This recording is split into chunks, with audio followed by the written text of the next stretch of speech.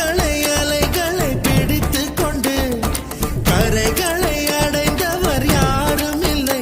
தனிமையில் தனிமையில் தவித்து கொண்டு சௌக்கியம் அடைவது நியாயமில்லை. கவலைக்கு மருந்திந்த ராஜதவம் கண்ணீர் கூட போதையின் மறுவடிவம். வழியது வாழ்க்கையது விளங்கவில்லை. வட்டத்துக்கு தொடக்கமும் முடிவும் இல்லை. கையில் கோப்பை இல்லை என்றால் கற்பனை வரைவது நின்றுவிடும். கனவுகள் மட்டும் இல்லை என்றால் கவலைகள் நம் உயிர் தின்றுவிடும்.